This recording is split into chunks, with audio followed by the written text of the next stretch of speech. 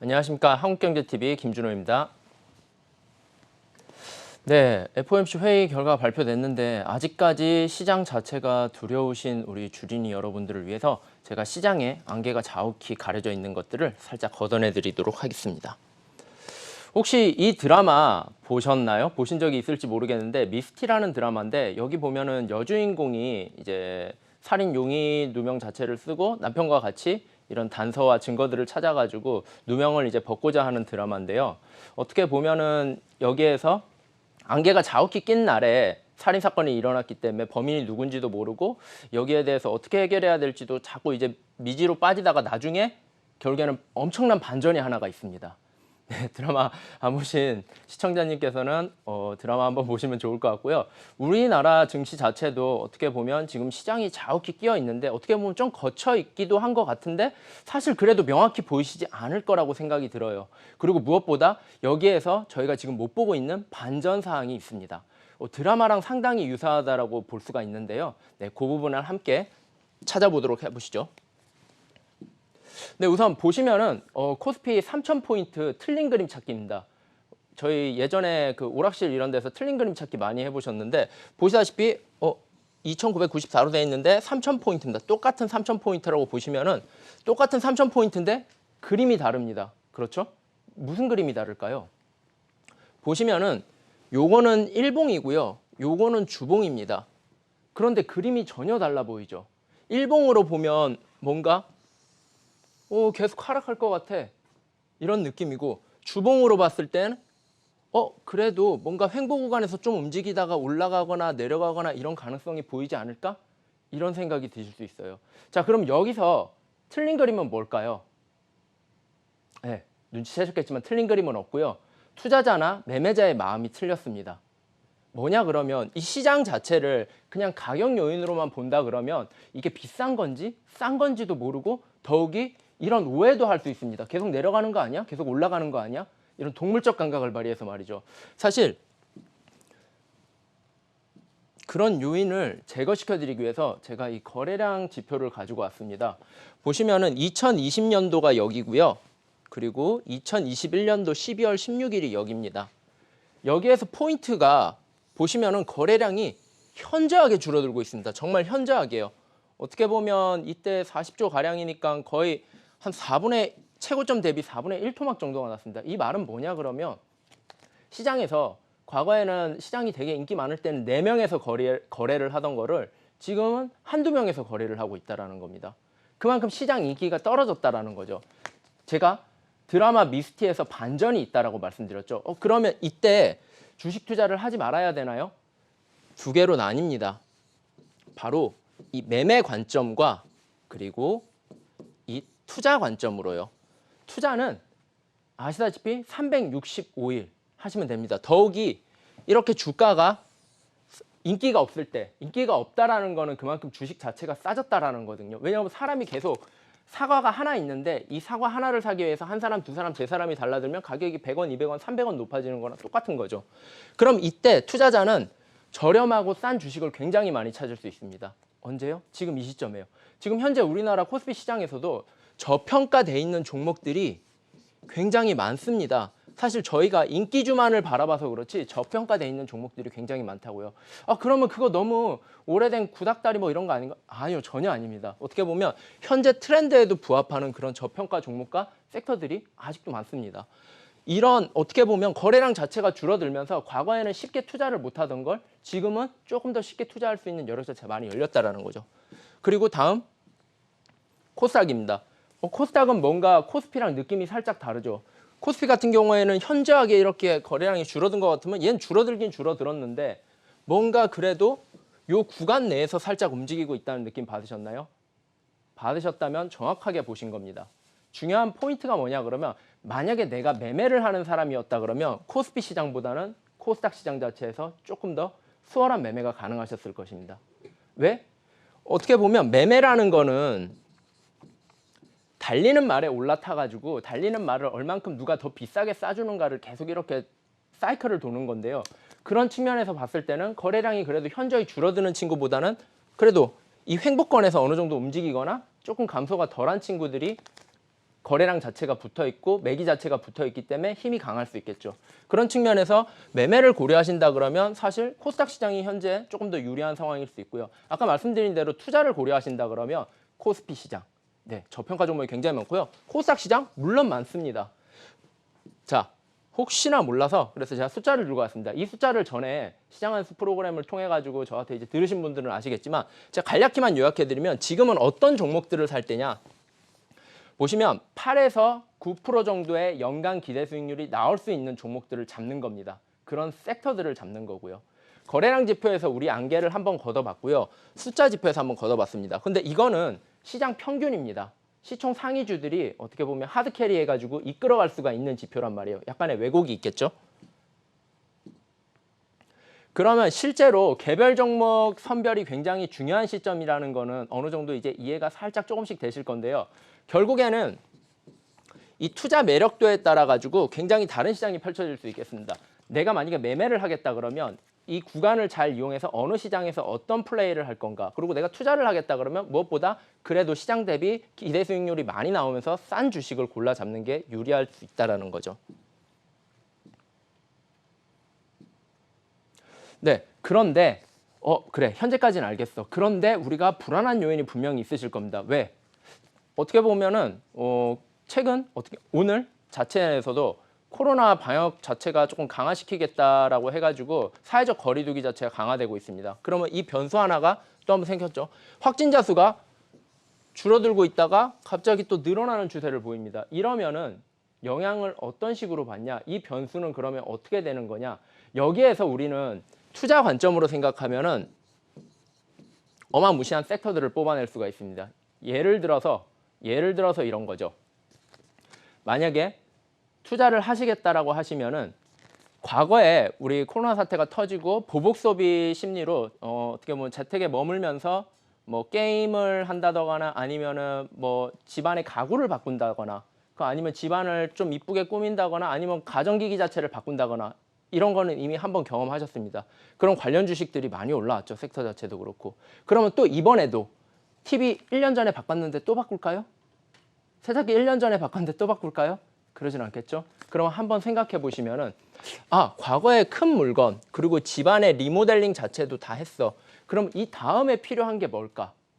아니면은 이때 이미 구매했는데 이때 제가 게임기를 예를 들어서 구매를 했는데 1년 전에 하던 게임이랑 지금 하던 게임이랑 다르잖아요. 새로운 게임이 나오면 새로운 게임을 하고 싶잖아요. 그러면 그런 섹터 관련해서는 계속적으로 소비 자체의 이슈를 받을 수 있다라는 거죠. 근데 반면에 이미 큰 물건이 교체 주기가 막 한 5, 6년 정도 되는 물건이 이미 팔렸다 그러면 그런 섹터 자체는 약간의 피크아웃이 아닐까라는 의심으로 한번 바라봐 줘야 된다라는 거죠.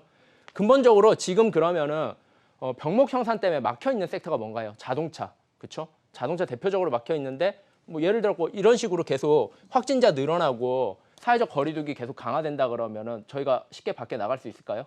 소비 자체가 조금 더 이연될 수 있겠죠. 그리고 아직 원만하게 이 반도체 문제라든가 해결이 안 됐으니까 대신에 저희가 집에서 TV를 정말 좋은 걸로 바꿨어요. TV를 정말 크고 좋은 걸로 바꿨어요. 이만한 TV를 바꿨는데 이 TV랑 요즘에는 핸드폰 기기랑 뭐 이런 것들이 다 연동이 되는데 아이패드 이런 게 다 연동이 되는데 이 연동을 하려고 그러니까 이 기기가 너무 옛날 거라 가지고 연결이 잘 안 되고 끊겨요. 그런데 이런 새로운 소형 기기들이 신제품들이 많이 출시돼요. 그러면 소비자는 이거는 이미 바꿨기 때문에 안 바꿔도 되지만 소형 가전 자체는 바꿀 수 있다는 거죠. 이런 식으로 그냥 지금 바로 앞에 눈에 과거만 보는 게 아니라 앞으로 뭐가 바뀔 건가를 내 투자 아이디어로 뽑아낸다 그러면 이런 소형 가전 기기들, 반도체, 그렇죠? 관련해가지고 또 들어갈 거고 부품주 이슈 받을 거고 카메라 부품 들어가면 또 이슈 받을 거고 이런 종목들을 저희가 지금 이 시점에서 잘 찾아야 된다는 거예요. 그런 종목들이 비싼가요 지금? 아니요. 싼 종목이 많습니다. 현재 시점을 놓고 얘기하는 게 아니라요. 예상 실적을 놓고 얘기해도 현재 시점을 놓고 해도요. 이제 그런 종목들을 찾으셔야 되는 거죠. 특정 사례로 이제 설명을 드린 거고 보시면은 그런데 또 하나의 변수가 있습니다. 지금 가장 얘기를 많이 하는 게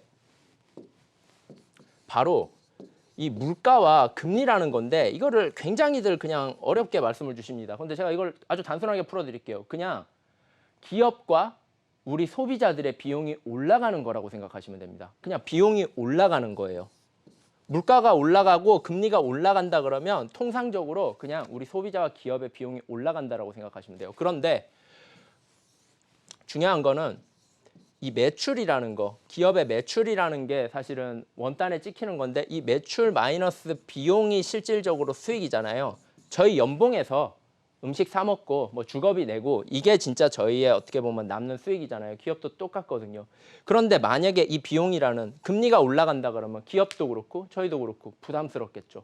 대출을 냈으면 남의 돈을 갖고 있으면. 물가는 어떤가요? 물가는 예전에 마트에 그냥 장바구니 들고 쇼핑하러 가면 한 20만 원이면 그래도 먹을 만했는데 지금은 어떤가요? 막 40만 원? 그것도 커버 안 될 때도 많죠. 그 말인 즉슨 소비자가 저희 입장으로 봤을 때는 가처분 소득이라고 하죠. 사실 남는 돈 자체가 있어야지 이런 신제품도 써보고 다른 제품도 써보고 이렇게 풍족하게 여러 개를 하면서 기업에 제품을 팔아줄 수가 있는데 이 가처분 소득 자체가 안 나온다 그러면 소비를 못 해줘요. 기업 매출은 어떨까요? 매출 영향 받겠죠. 자, 제가 지금 무슨 얘기를 하고 있냐? 굉장히 중요한 포인트를 얘기하고 있습니다. 결국 이런 PPI, CPI 뭐 이런 게 결국엔 물가로 보시면 됩니다. 물가로 보시면 되는데 이것들이 올라가고 있다. 결국 그래서 그 증거가 뭐냐 그러면 원자재 가격이 지금 계속적으로 상승하고 있어요. 배터리, 그쵸? 코카콜라 이거 다 비용이랬죠. 그다음 ESG로 인해 가지고 비용 또 늘어난다라고 했죠.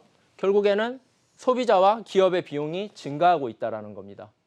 계속적으로 증가하고 있다고요. 그러면 여기서 또 하나의 투자 아이디어를 뽑으셔야 됩니다. 섹터를 뽑으시고 투자 기업을 뽑아야 됩니다. 어떻게 뽑냐? 자, 미 증시에서 우리는 단서를 분명히 찾을 수가 있습니다. 이 종목들, 이 잘 나가는 종목들을 요즘 많다라고 한다고 그러더라고요. 이 앞글자만 딱 따고 마이크로소프트, 애플, 엔비디아, 테슬라, 알파벳 이렇게 앞글자만 따가지고 많다라고 한다고 하더라고요. 이 기업들이 뭐냐? 결국에는 아까 말씀드린 이 가격이란 요인에 전가력이 있으면서 소비자가 예를 들어 코카콜라 편의점 100원, 200원 올렸어요. 그렇죠? 원자재 가격 상승으로 인해 가지고 원재료 가격 상승으로 인해서 올렸어요. 그런데 우리 코카콜라 안 사 먹을까요? 100원, 200원 올렸다고? 아니죠. 사 먹는단 말이에요. 이런 식으로 소비자 기호가 이미 명확한 소비자 기호가 이미 거기에 맛이 길들여진 기업들. 식음료 고전적인데요? 아니요. 원가를 올려가지고 제품 판매 가격을 올리면 그만큼 수익이 납니다. 그렇죠? 그 수익으로 인해 가지고 우리는 그 섹터를 다시 볼 수 있는 거고요. 절대 고리타분하잖아요. 근데 음식료주 지금 비쌀까요? 안 비쌉니다. 네. 일종의 이 가격 전가력이 있는 기업을 찾으셔야 합니다. 이 섹터를 제가 다음 장에 공개를 할 건데요. 가격 전가력이 있으면서 근데 가격 전가력이 없어. 도저히 이 가격을 올리면 소비자가 딴 데로 가버릴 것 같아. 내 제품을 안 사주고. 그러면 뭐냐? 이 비용을 얼만큼 감축시킬 수 있느냐. 덜 쓰면 되는 거죠. 돈 많이 버는 방법이 뭐예요? 어떻게 하면 부자가 될 수 있나요? 첫 번째, 엄청 많이 버시면 됩니다. 두 번째, 엄청 안 쓰시면 됩니다. 똑같아요. 기업도 비용을 절감할 수 있는 기업. 그런데 이 많다라는 기업들 보시면은 마이크로소프트, 애플, 엔비디아, 테슬라, 알파벳에서 느낌 딱 오시죠. 이게 뭐 공장을 가지고 막 수시로 막 돌려야 되는 기업들인가요? 아니죠. 사실은 무형자산을 기반으로 하는 겁니다. 이거 돈 들어가나요? 이 브랜드 인지도 쌓고 광고 마케팅 뭐 이런 거에는 돈이 들어가지만 근본적으로 여기에는 감가상각 물론 형식적으로 회계적으로 있긴 하지만 그런 요인이 별로 안 들어갑니다. 실질 돈 쓰는 거 뭘까요? 서버 비용, 그다음 직원 인건비. 즉 고정비 자체가 한정될 수 있다라는 거죠. 이런 상황에서 가격을 올리면 이익이 급증합니다. 이 기업에서 이런 포인트를 뽑으실 줄 아셔야 됩니다. 그래야지만 자, 이 기업 선정 가격, 비용, 변화로 이렇게 뽑는 게 루이비통을 그냥 갖고 왔는데 제가 중소형주 중심의 투자를 하다 보니까 사실 대형주라든가 그냥 외국계 기업을 들고 오는데 보시면은 중요한 게 요 섹터. 결론은 요 섹터를 집중하셔야 된다. 왜? 제가 앞서 말씀드린 가격 전가력과 비용, 그리고 사회적 변화에 따른 이슈, 그리고 코로나 관련해서 확진자가 계속 늘어났을 때 대안들 다 사실 이 안에 담겨 있습니다. 이거를 그런데 제가 지금 사실 하나하나 설명하기에는 시간 자체가 너무 없다 보니까 그 설명에 대해서는 제가 요 방송 끝나고 한국경제TV 지금 검색해 보시면은 한국경제TV 들어가시면 제 얼굴 사진이 있을 겁니다. 저거 콕 누르고 들어가 계시면은 제가 요 부분에서 명쾌히 설명을 못 드린 부분에 대해서 하나하나 풀어드리도록 하겠습니다. 왜? 정확히 이해를 하셔야 내 자신감이 생기고 자신감이 생기셔야지 내 죽어있는 계좌도 깨우실 수 있거든요. 자신감이 있으셔야지 베팅을 하실 수 있잖아요. 내가 이해가 되셔야 됩니다. 그게 사실 가장 중요한 포인트이기 때문에 그렇고요. 일단 시간이 얼마 없긴 한데 제가 중요한 부분에 대해서 요거 하나만 더 언급하고 넘어가도록 하겠습니다. 루이비통은 이 어려운 상황에서 왜 물건이 잘 팔리고 주가 자체가 계속 올라갈까요? 그거를 한번 생각해 보세요. 아까 말씀드린 많다 기업들은 왜 계속 올라갈까요? 그게 바로 진짜 투자 아이디어입니다. 투자 아이디어는 그런 식으로 뽑고 지금 내 눈앞에 있는 거를 기초로 해서 한 발자국만 더 나아가서 내가 미리 사고 있다 그러면 남들이 막 와 비싸다 좋다 할 때 따라잡아서 사는 게 아니라 미리 선점하고 있는 거죠. 그러다가 남들이 그 가치를 알아가지고 사줄 때 그때 유유히 팔고 나오시는 그게 진정한 투자죠. 그럼 루이비통 왜 몸값이 계속 더 치솟을까요? 아까 말씀드린 이 가격 전가력. 가격 올리면 올릴수록 좋아하십니다. 희한하게. 그런데 재밌는 건 이 기업 자체는 원래 수량을 더 늘리면 더 잘 팔릴 건데 수량도 뭐 그렇게 무한하지 않습니다. 그냥 철저히 고급화 전략으로 가고 있죠. 비용 많이 들까요? 아니요. 그냥 고정비 정해져 있습니다. 그러면 이거 올리는 것만큼 수익이 늘어납니다. 수익이. 이런 기업들이 과연 어떤 섹터에 있나, 어떤 기업에 있나, 그리고 코로나 사태가 만약에 조금 더 연장이 되고 사회적 거리두기가 계속적으로 강화된다 그러면 우리는 어떤 섹터, 어떤 기업에 머물고 있을 때가 가장 효율이 높을까를 지금 당장 고민하셔야 됩니다. 그 해답을 이 방송 마치고 저와 함께 찾아보도록 하시죠. 한국경제TV 검색하시고 거기서 이제 제 사진, 김준호 사진 보시고 누르시면은 들어가 계시면 제가 바로 이동해가지고 그 관련된 설명이나 섹터 보고 있는 대형 기업들에 대해서 함께 설명을 드리도록 하겠습니다. 네, 이상 한국경제TV 김준호였습니다.